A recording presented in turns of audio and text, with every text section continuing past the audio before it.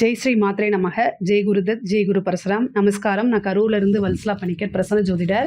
இன்றைக்கி நம்ம லட்சியத்தை நிறைவேற்றும் பிரதட்சணத்தை பற்றி பார்க்க போகிறோம். தெய்வ வழிபாட்டிலேயே இது ஒரு ரொம்ப ரொம்ப மிக சுலபமான ஒரு வழிபாடுங்க. இந்த வழிபாட்டை செய்கிறது மூலிமா நம்மளுடைய லட்சியம் அனைத்துமே நிறைவேறுங்க. இதை எப்படி செய்யணும், எந்த நாள்லேருந்து எந்த நாள் வரைக்கும் இதை செய்யணும், எவ்வளோ டைம் செய்யணும் அப்படிங்கிறதெல்லாம் ரொம்ப சிம்பிள். அதை நான் சொல்கிறேங்க. இந்த லட்சியத்தை நிறைவேற்றக்கூடிய பிரதட்சணத்துக்கு பேர் வந்து லக்ஷ பிரதட்சணம் அப்படின்னு பேர்.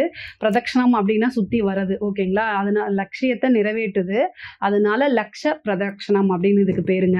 இது வந்து ஏன்னா 17/7/2024 புதன்கிழமையிலிருந்து 12/11/2024 செவ்வாய்க்கிழமை வரைக்கும், அதாவது 4 மாதங்கள் இந்த பிரதட்சணத்தை நீங்கள் தொடர்ந்து செய்யலாம். காலையிலையும் மாலையிலையும் இதை செய்யலாம்.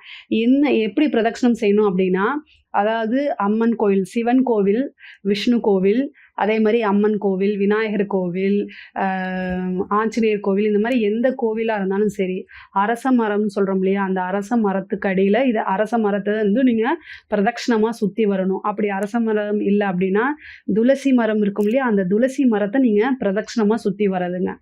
இது எப்படி சுற்றி வரலாம்னா, காலையிலையும் மாலையிலையும் நீங்கள் எப்போ வேணால் சுற்றி வரலாம். அந்த சுற்றி வரும்போது வந்து நீங்கள் எந்த கோவிலில், இப்போ சிவன் கோவிலுக்கு போகிறீங்க அப்படின்னா ஓம் நமக் சிவாயா அப்படின்னு சொல்லிட்டு சுற்றி வரணும். இதை இந்த 4 மாதத்தில் நீங்கள் எத்தனை டைம் சுற்றி வரணும் அப்படின்னா 1,00,000 தடவை நீங்கள் சுற்றி வரணுங்க. 1,00,000 தடவை நீங்கள் சுற்றி வரணும்.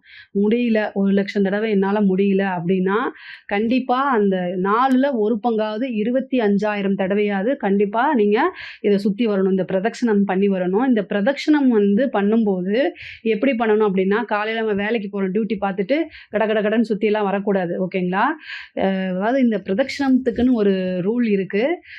பிரதட்சணம் பண்ணுறதுனால நம்மளுடைய லட்சியங்கள் நிறைவேறுனா அதுக்காக சில நேரங்களை, சில நிமிடங்களை ஒதுக்குறது தவறு கிடையாது. எப்படி நீங்கள் சுற்றணும் அப்படின்னா, நீங்கள் எந்த கோவிலுக்கு போகிறீங்களோ அந்த சார்ந்த மந்திரங்கள், இப்போது கோவிலுக்கு போகிறீங்க, சிவன் கோவிலுக்கு, அப்போது ஓம் நமக் சிவாய அப்படின்ட்டு பஞ்சாட்சரம் ஜபிக்கலாம். அல்லது சிவனுடைய மந்திரங்கள் உங்களுக்கு என்ன தெரியுதோ அதை சொல்லலாம்.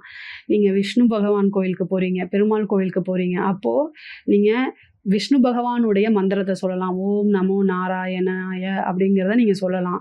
சரி, ஆஞ்சநேயருக்கு போய் சொல்கிறீங்க, ஜெய் ஸ்ரீராம் சொல்லலாம். முருகன் கோயிலுக்கு போகிறீங்க, முருகனுடைய மந்திரத்தை சொல்லலாம். இந்த மாதிரி எந்த கோவிலுக்கு போகிறீங்களோ அந்த சாமியோடைய மந்திரத்தை நீங்கள் சொல்லலாம்.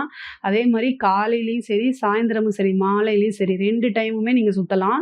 உங்கள் வீட்டுக்கு பக்கத்தில் இருக்கக்கூடிய கோயிலுக்கே போங்க, அதுதான் வந்து உங்களுக்கு சிரமம் இல்லாமல் இருக்கும். இதை வந்து மேக்சிமம் 1,00,000 தடவை சொல்கிறது ரொம்ப ரொம்ப சிறப்பான பலன்களை தரும். நம்ம ஒரு லட்சியம்னு வச்சுருப்போம்ல, அதை நிறைவேறதுக்கு போய் நீங்கள் மரத்தை சுற்றுறது தான், அரச மரத்தையோ அல்லது துளசி மரத்தையோ சுற்றுறது தான், வேறு எதுவுமே கிடையாது. ஆனால் அந்த சுத்தம் வரும்போது அது எப்படி பண்ணணும் அப்படின்னா, ஒரு நிறை மாத கர்ப்பிணி தலையில் எண்ணெய் குடத்தை வச்சுட்டு எப்படி நடப்பாங்க, அது சிந்தாமல் நடக்கணும். அப்படிங்கும்போது நிறை மாத கர்ப்பிணியே என்ன செய்வாங்க, நார்மலாக ஸ்லோவாக தான் நடப்பாங்க. அதுவும் அந்த கர்ப்பிணி ஒரு எண்ணெய் குடத்தை வச்சுக்கிட்டு நடந்தால் எப்படி இன்னும் ரொம்ப ஸ்லோவாக நடப்பாங்களா, அது மாதிரி தான் நீங்கள் அந்த மரத்தை ரொம்ப ஸ்லோவாக பிரதட்சணமாக நீங்கள் சுற்றி வரணும். அவசரமாக கடலாம் சுற்றக்கூடாது. அப்படி சுற்றுனீங்க அப்படின்னா உங்களுடைய லட்சியம்லாம் நிறைவேறாது. எந்த ஒரு விஷயம் ரொம்ப உங்களுக்கு இம்பார்ட்டன்ட் தெரியுதோ அந்த லட்சியத்தை நீங்கள் மனசில் வச்சுக்கிட்டு, இப்போ நான் சொன்னேன்ல, இந்த டேட்லேருந்து இந்த டேட் வரைக்கும் 4 மாத காலம் உங்களுக்கு இருக்குது. அந்த மாதத்தில் உங்களுக்கு எந்த கோவில் வீட்டுக்கு பக்கத்தில் இருக்கோ அந்த கோவிலில் அரச மரத்தையோ அல்லது துளசி மரத்தையோ நீங்கள் சுற்றி வந்தால் நீங்கள் நினைக்கக்கூடிய அந்த லட்சியம் வந்து நிறைவேறும். இது அனுபவத்தில் இருக்கக்கூடிய பரிகாரம். இந்த 4 மாதம் உங்களுக்கு டைம் இருக்குது. முடிஞ்சால் 1,00,000 டைம் சுற்றி வாங்க. அப்படி இல்லைன்னா அதில் 4ல் ஒரு பங்கு 25,000 தடவையாவது கம்பல்சரி சுற்றி வாங்க. அதுவும் முடியல அப்படின்னா அட்லீஸ்ட் 10,000 தடவையாவது சுற்றி வாங்க. அது வந்து சுற்றி வந்துட்டு அதுக்கப்புறம் நீங்கள் சொல்லுங்கள். ஏன்னா இந்த பலன்கள் வந்து நிறைய பேத்துக்கு அவங்களுக்கு நிறைவேறி இருக்குது. இதில் ஏதாவது உங்களுக்கு சந்தேகங்கள் இருக்குது அப்படின்னா கமெண்ட்ஸில் கேளுங்க, நான் கண்டிப்பாக ஆன்சர் பண்ணுறேன். நம்மளுடைய சேனலை லைக் பண்ணுங்கள், ஷேர் பண்ணுங்கள், சப்ஸ்கிரைப் பண்ணுங்கள். நன்றி, வணக்கம்.